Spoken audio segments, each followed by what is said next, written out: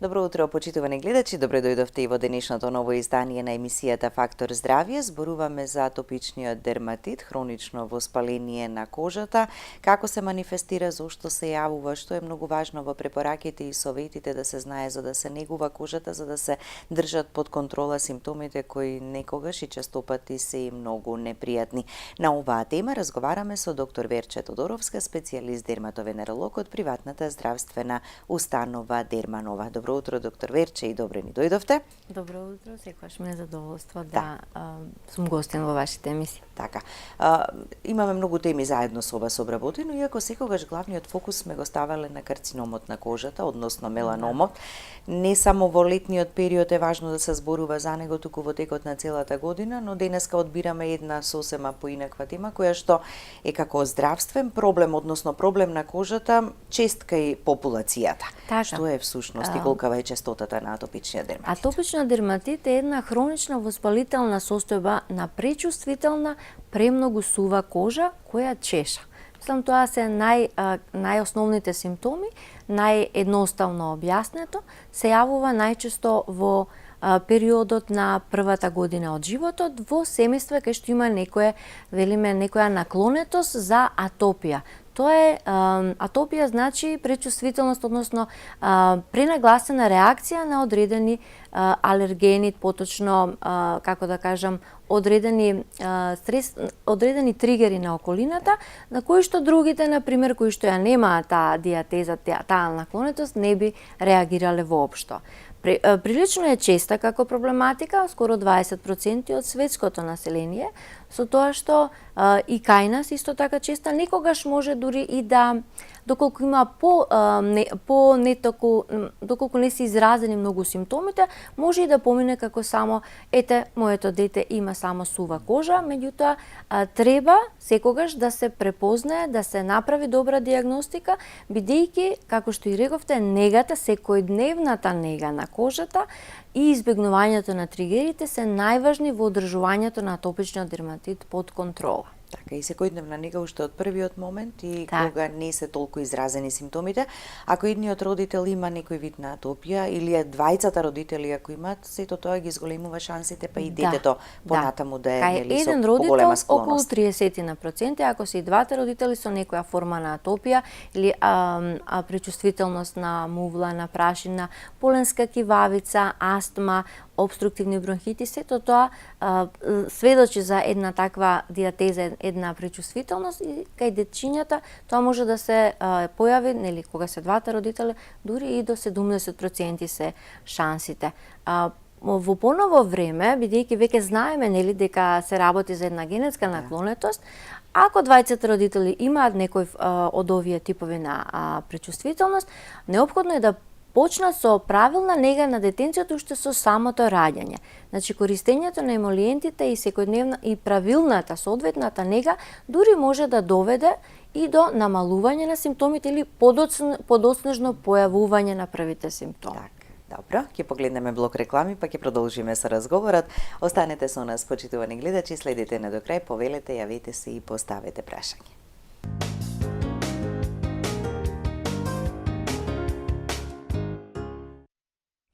Со доктор Верче Тодоровска, специјалист дерматовенеролог од приватната здравствена установа Дерманова, зборуваме за атопичниот дерматит. Споменавме кој е под ризик, така? Најчесто генетскиот фактор тука игра најголема улога, меѓутоа постојат ли и други причинители кои што би довеле до појава на атопичен дерматит? Во основа е генетската наклонетост. Зошто постои генетска наклонетост, велиме? Постои всушност недостаток на одредена материја во оној заштитен хидролипиден слој на кожата, кој што ја дава таа заштитна функција, поради кој кожата претерано се суши, не може да ја задржи водата, премногу сувата кожа е порозна и за надворешни влијанија и затоа доаѓа до една зголемена реактивност дури и на тие вообичаени, да речеме, дразби на кои што сме изложени, а од друга страна, кај луѓето со атопија имаме и пренагласен имунолошки одговор. Ние велиме хиперреактивност. Затоа кај нив доаѓа до една зголемена, како да кажам, реактивност на една обична дразба. Например, пример, синтетичка блузичка може да предизвика реакција кај детето кој што има атопија. Поентата е да се препознаат така наречените тригери, значи тоа се тие фактори на средината кои може да доведат до влошување на атопичниот дерматит или пак негова првична појава. Иако најчесто, дори можеби до 80% од случаите се јавуваат до 5-та година. И кои се тие тригери, значи фактори на влошување кои што може да доведат до една екзацербација, велиме едно влошување и појава на промени на кожата. Воглавном тоа се тригери, да речеме, во околината, во воздухот. Ако аерозагадувањето, поленот, мувлата, дерматофагоидесот, куќната прашина, потоа дури и премногу сувиот и топол воздух исто така може да ја на некој начин надразни атопичната кожа. Потоа имаме тригери кои што се внесуваат со исхраната. Тоа може да биде кравио млеко, кикиритки, цитрусни плодови, риба, јајца, јаткасти плодови. Треба да се нагласи, еви чоколадото, да речеме, доматите, јагодите, дека кај дечињата можна често гледаме, значи не се работи за типична дечињата со атопија, нели? Не се работи за типична алергија. Само кај 1/3 од случаевите може да се развие регуларна алергија која што го следи во текот на целиот живот тоа дете. Значи ако сте алергични на млеко, цело време ќе бидете алергични на млеко. Меѓутоа, кај атопичната диатеза имаме таа интолеранција која што со тек на времето, на годините, на развојот, кога и одбранбените механизми на некој начин ќе созрат, или ние велиме детето ја надраснува болеста и негде околу пубертетот најголемиот број, значи голем број од децата кои пројавиле вакви симптоми во првата година од животот може веќе да ги изгубат, односно да се намалат тие симптоми или сосем да се повлечат. Или, например, бидејќи атопичарите реагираат не само на самата храна како таква, туку на додатоците, конзервансите, вештачките бои, пестицидите со кои што е загадена таа храна и затоа некогаш може да се случи детенцето да изреагира на една храна во една ситуација, а на истата храна во друга ситуација да не изреагира. Затоа е можно важно, особено за мајките кои веќе знаат дека можеби нивното дете има склоност на такви реакции, да си водат дневник за исхраната, особено во првата година од животот, па и негде до 3-та, 5-та, да речеме, за да знаат кога ќе дојде до некое влошување на состојбата на кожата, да знаат кој бил тригерот за да понатаму го избегнуваат. За да го избегнуваат понатаму, така како генерално и кај алергиите, велиме, така на некој начин, да. Третиот фактор е она што со кое што доаѓа во допир нежната детска кожа. Значи секогаш да се избегнува синтетика, значи секогаш да биде памушно, по можност дури во бела боја она облека што е директно на кожата, дури и природни, но груби материјали како волната на пример, може да шалчето да го изиритира нежната детска кожа. Значи на тоа треба да се внимава и исто така начинот на кој е третирана облеката која после доаѓа во допир со детето. Сакате да кажете детергентите, омекнувачите и да се избегнуваат силни детергенти, да се пушти она дополнително оплакнење и омекнувачи сосема да се избегнуваат. Така. Најчесто го поврзуваме и атопичниот дерматит се јавува во детската возраст, меѓутоа има случаи кога и кај возрастните може да се појави. Се поретки? И значи ли тоа дека во детството некогаш го имале тоа? Може би имали некоја друга варијанта, ете, например, реакција на одредени храни, а потоа да се појави. Кај возрастните, кога прв пат се појавува, најчесто се јавува кај пушачите, така да и тоа има некое влијание најверојатно. Меѓутоа, во глобала, најчесто го гледаме во детската возраст. И тоа кај малечките, изумев да докажам за тригерите, за стресот. Бидејќи обично А како кај деца стрес? Така, нели го поврзуваме кај возрастните, меѓутоа се случува и кај дечињата, например кога поаѓаат во градинка или кога ќе им се роди браче или сестриче, или ако треба да се одвојат од мајката на подолг период.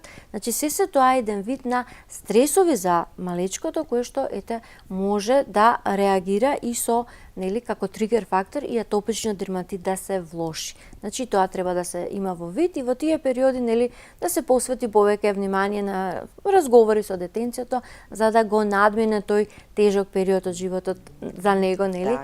Со што помалку стрес и што помалку вакви екзацербати или влошување на веќе постоечкиот атопичен дерматит. Така, бебешката и детската кожа постојано се негува, ама треба да знаеме и која е вистинската и најдобрата нега, посебно кај децата со атопичен дерматит. И она што го споменавте на почетокот, ако веќе родителите така се го имаат некој вид на атопија, треба и пред да се појават симптомите, убаво да ја негуваат. На кои места, ќе објасниме убаво нели околу негата, само на кои места најчесто се манифестира симптомите, клиничката слика која што првично се јавува. Така, кај малечките, значи кај доенчињата, најчесто го гледаме на обравчињата. Едноставно тие се зацрвенети и како прекриени со мали ситни меурчиња. Истото тоа може да се види дури на секаде по телото.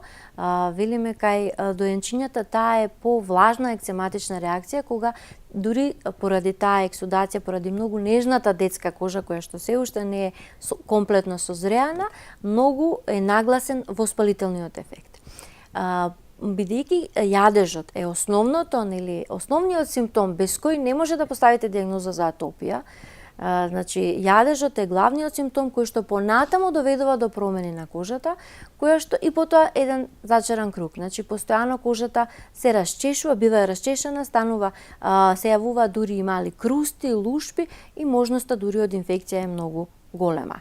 Кај повозрасните дечиња, кај поголемите дечиња, да речеме после 3-5 година, веќе тој се локализира на одредени места, како што имунолошкиот систем на некој начин ојачува, исто така и кожата, незината локална реактивност на некој начин може, значи, самиот организам да ја локализира атопичната реакција на одредени делови и тие се ги викаме предилекциони места, кои ќе ви дојде детенце, не знам, на 10-12 годишна возраст и има суви задебелени како кора од дрво регии околу рачниот зглоб, дури на места кожата е побелена од претходни репетирачки ситуации на чешање и воспаленија. Потоа на превојните, значи на лактите, зад колената, на задната страна на вратот, на самиот врат, а исто така и на лицето, особено околу очите. Значи во тие делови кожата е многу сува, задебелена, црвена и чеша. За разлика од кај малечките, рековме, таму е повеќе меурчиња гледаме. Бидејќи и тоа е фактички, тоа се првите нели симптоми. Како што поминува времето, се повеќе гледаме вакви суви екзематични реакции. И многу е важно да се препознае нели на време и со соодветните начини на нега, бидејќи секојдневието е она што го држи атопичниот дерматит под контрола. Во услови на влошување секако треба нели да се посети дерматолог и да не се зема терапија на своја рака. Тоа е многу важно, бидејќи од една страна родителите се плашат од кортикотерапија, она локална кортикостероидна терапија која е во форма на масти, креми и слично, избегнуваат да ја користат, од друга страна кога посегнуваат на своја рака, ја користат од страв да не направат штета, 2-3 дена прекинуваат, со што буквално прават повеќе штета отколку корист.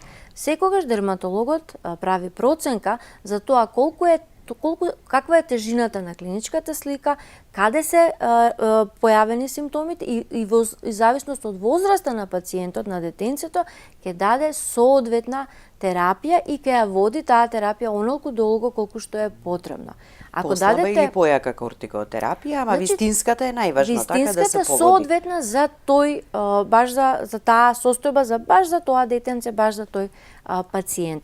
Бидејќи не може, значи, истиот кортикостероид во туба да го давате на сите дечиња или да го комбинирате. Најчесто, најдобро е според мене да се користат магистрални препарати во кои што имаме додатоци на витамини, на хидрирачки компоненти, на дополнителни емолиенти, кои што не само што ќе го смират воспалението, што е основно, со тоа ќе го намалат јадежот, меѓутоа и ќе помогнат на кожата да заздрави, да се врати во првобитната состојба. Да. Чешањето така го споменавте како главен и основен симптом. Тоа чешање предизвикува осип, а не имаме осип, па не чеша, тој па го чешам. Обично и така велиме, значи атопичниот дерматит е јадеж кој осипува, а не осип кој чеша. Тој јадеж е толку нагласен што може да го обеспокои детенцето, значи не може да спие, дури не може ни да напредува бидејќи е компрометирано и процесот на хранење, особено ако е нели на доење во првата година, како што е случајот. Така да јадежот е навистина несносен, значи затоа и кога доаѓаат дечињата со атопичен дерматит во некои ситуации повеќе гледате гребаници отколку осип. Поради тоа нагласено чешање. Еве како и на сега баш оваа слика и не е, меѓутоа генерално на секоја слика кај што имате слика за атопичен дерматит, пример имате и раце кои чешат, бидејќи јадежот е тој што е кардинален симптом за една атопичен дерматит. Така, дали кај мали дечиња, дали кај поголеми деца или еве и кај возрастните го нарушува секојдневието, во секој случај го нарушува и сонот, а ако немате добар сон, така следниот ден не го поминувате онака како што треба. Затоа некогаш во терапијата се додаваат и антихистаминици кои што ќе го намалат тој јадеж и на некој начин ќе го смира детенцето за да може и полесно да заздрави. Бидејќи атопичниот дерматит не може да го излекуваме. Значи поентата е да го држиме под контрола со соодветната нега, секојдневни значи мерки, избегнување на тригерите, со тоа ќе има што помалку симптоми и што подолги периоди во добра состојба, значи без никаква симптоматологија. Бидејќи станува збор за исклучително сува кожа, есенско-зимскиот период не оди многу во прилог на атопичниот дерматит, иако се уште имаме топло време во моментов, меѓутоа температурите не се такви како нели во лето, кога малку и повеќе му оди во прилог. Бидејќи сувиот воздух, значи тие сувоста и студот на некој начин ја прави кожата уште посува, значи не може да ја одржува, нели таа ионака не може да ја одржува влагата сама по себе. Дополнително негативните влијанија на околината ја пресушуваат уште повеќе. Затоа во зимскиот период и во овој период на вакво посуво и студено време треба да се обрне уште повеќе внимание на негата. Значи емолиентите во зимскиот период да бидат погусти, помасни, за да може да ја врата таа заштитна хидролипидна бариера на кожата и да не биде толку чувствителна на надворешните влијанија. Во лето може и поводести, така наречени лосиони и млека, бидејќи тогаш и лојните и потните жлези се поактивни заради топлината, па имаме и до негде подобра ситуација, иако не мора тоа да биде случај кај сите дечиња. Секогаш имаме различна една клиничка слика, индивидуален пристап нели кон секого, така мора дерматолог да види така зашто станува збор. Секогаш е најдобро, значи особено како да кажам при првите симптоми да се обратат на дерматолог за да се направи јасна дистинкција дали е тоа атопичен дерматит. Многу често во доенечката возраст имаме и себороичен дерматит кој што се јавува во првите 3 месеци. Со оние наслаги кои што може да се јават на скалпот, меѓутоа и во вид на црвенило. Тука црвенилото е поназначено, па дури и како лушпи, околу вратчето на препоните на ипеленската регија може да се манифестира и разликата е во тоа што најчесто себороичниот дерматит не чеша. Значи јадежот е главната разлика. Меѓутоа кај дечињата тоа е нели толку е тоа мала една површина и може и самата симптомите да наликуваат едни на други. Така да после да речеме на една 6 годишна возраст доаѓа мајката со детето и кажува дека има атопичен дерматит. И ние го гледаме детето, гледаме дека детето нема сува кожа. Значи тоа е основна манифестација нели на атопичниот дерматит, тој недостаток на филагринот кој што ја прави кожата да не е во способност да си нормално да ја хидрира и да има хидролипидна заштитна бариера. Значи сувост, јадеж и пречувствителност и генетска наклонетост. Тие се тие 4 мајорни знаци за кои што ни се неопходни да ги има за да поставиме таква дијагноза. И од тој првичен разговор нели со родителите или пациентот кој ќе дојде така веќе имате од прилика. дијагноза секогаш. Некогаш имаме по нетипични клинички слики, значи кога имаме буквално еден тип на осип на кожата кај детето, кој што може да наликува на повеќе работи. Може да биде посув, па да не наликува и на псоријаза или на парапсоријазите и некои други состојби, или пак моментални осупи, за, например, пурпурични осупи и слично. И во тие ситуации и дермоскопијата многу ни помага за да можеме да направиме јасна дистинкција, бидејќи дерматитите, меѓу кои и атопичниот дерматит, има една специфична дермоскопска слика која што комплетно се разликува од една псоријаза, парапсоријаза, пурпура или некои други кожни заболувања. Затоа во одредени ситуации, како што реков, кај што не е типична, не ни е убедливо, ги нема сите елементи, нема никој во семејството, значи може со дермоскопот да направиме дистинкција дали се работи за дерматит или некоја друга дерматоза, па да знаеме понатаму и како да пристапиме и лекувањето да биде што поцелисходно и поуспешно. Да, и многу е важно да се знае точната дијагноза, бидејќи терапијата кај секоја од овие состојби така помалку или повеќе се разликува. Да се очекува, да се дадат соодветни совети нели за нега, па дури и за начин на исхрана и така натаму. Значи анамнезата е пола дијагноза, а дермоскопот може да ни ја с големи точноста и прецизноста, дури и значи најмалку во 30 па и повеќе проценти, доколку правилно се користи. Така, дермоскопот не само за проверка на бенките, нели, за да видиме така во каква состојба се, тоа туку и сега за... има и така наречена гранка инфламоскопија се вика, бидејќи со дермоскопот буквално може да направиме дијагноза и на било кое кожно заболување. Ако се работи за скалпот, тогаш е трихоскопија, значи за болестите на косата, а за ноктите онихоскопија. Значи буквално еден рачен микроскоп кој ни помага во дијагнозата на било каква проблематика на кожата, косата и ноктите. Така. Местата кои што најмногу чешат и кои што најчесто се појавува на телото, може да бидат потенцијални места на инфекции. Да, се склони кон значи чешањето буквално го нарушува интегритетот на кожата, се прават, поготово кај малите дечиња, тие меурчиња распрскуваат, значи се отвара едноставно кожата, буквално влезна врата за инфекција и може да се случи бактериска инфекција, најчесто да речеме импетигото, габична инфекција, може да се случи било каква, дури генерално и самата атопична кожа.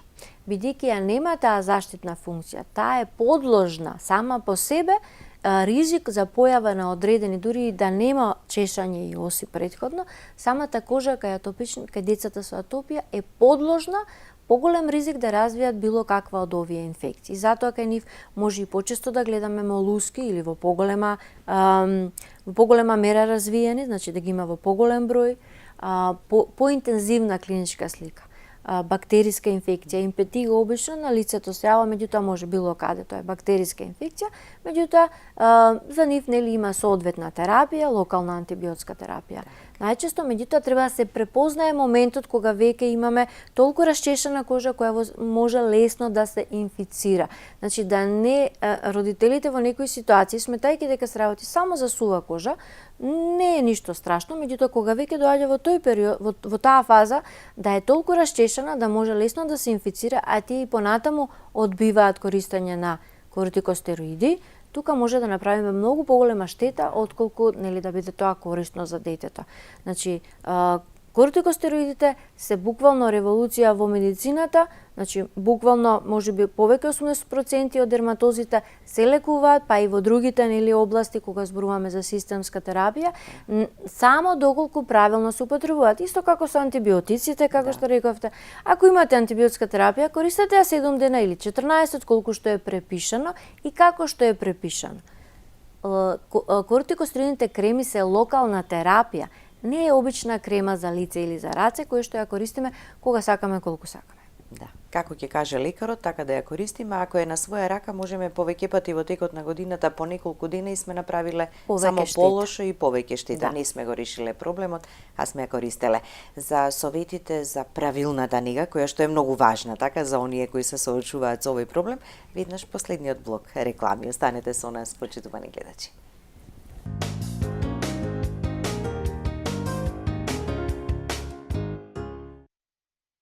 По рекламите продолжуваме со разговорот и како што рековме советите за нега, тоа што е многу важно така во оваа ситуација. Каква нега е потребна, што треба да прават, што да преземат?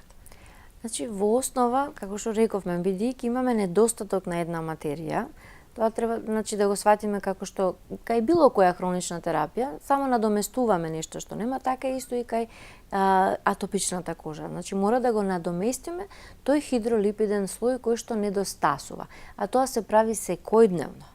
Значи, без оглед на времето, без оглед дали има некоја терапија во моментот, тоа е исто многу важно. Некогаш пациентите престануваат со емолиентите, со таа секојдневна нега, кога имаат терапија дадено, кога е влошување, значи тоа треба да се продолжи со емолиентите. Значи, секогаш што се емолиенти? Често пати ги слушаме вака како терминологија. Емолиентите се всушност различни типови на средства за нега на кожата во форма на лосиони, млека, креми, масти и слично. Дори има сега и како путер, како церати ги викаат и слично. Значи, во било каква во различна конзистенција може да се наоѓаат, меѓутоа во својот состав имаат претежно хумектанти.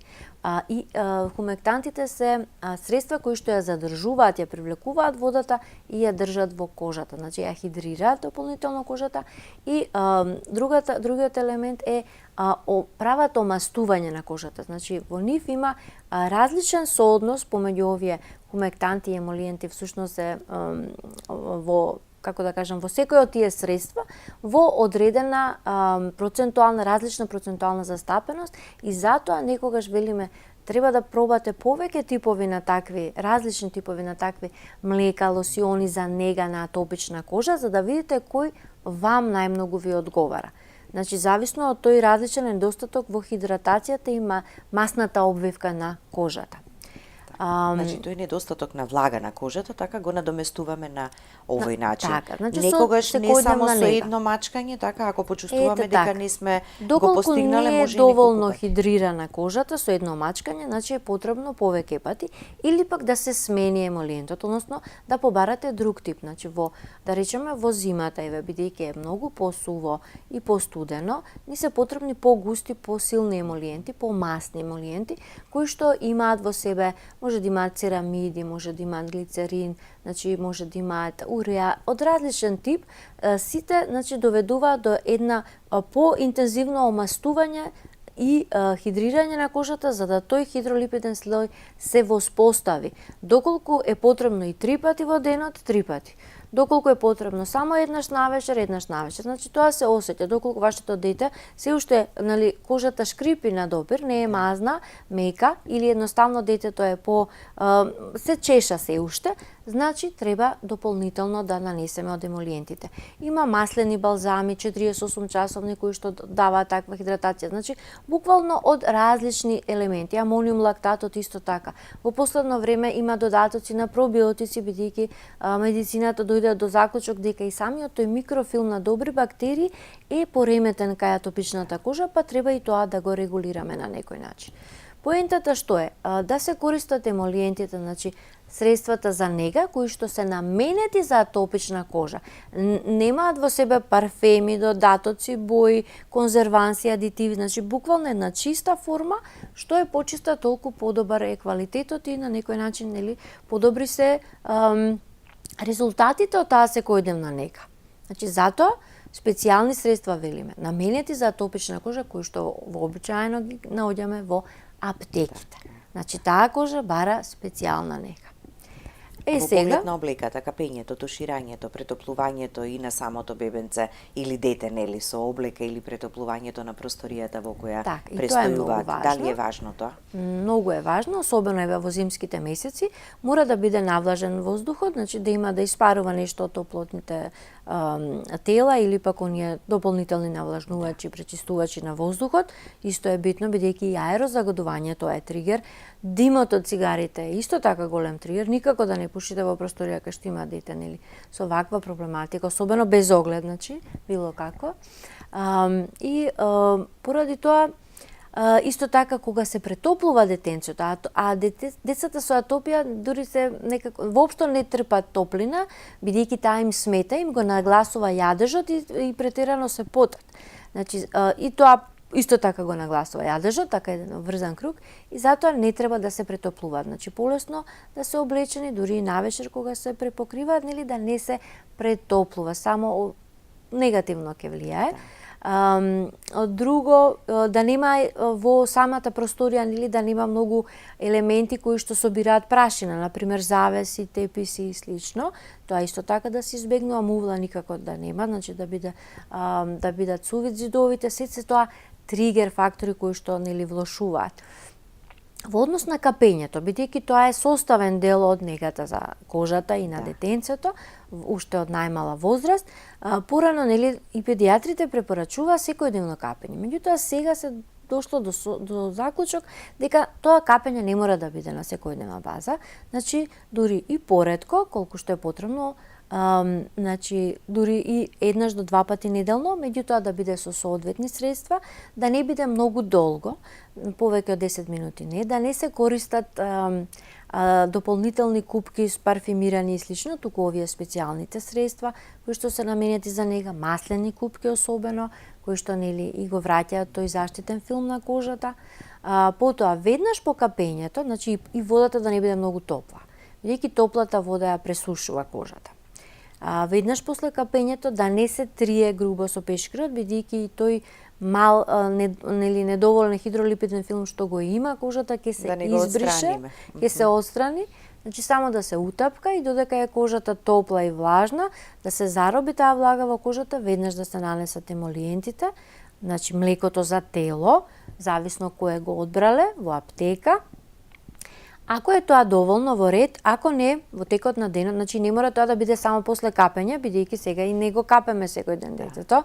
Значи може да биде емолиентите, млеката за тело, негата да биде и секојдневна и по неколку пати на ден, зависно колку е потребно. Така? Колку е потребно. Значи не смееме да дозволиме кожата да биде сува, рапава на допир, да чеша. Значи со тоа го намалуваме на некој начин и јадежот и кожата се штити од надворешните негативни влијанија.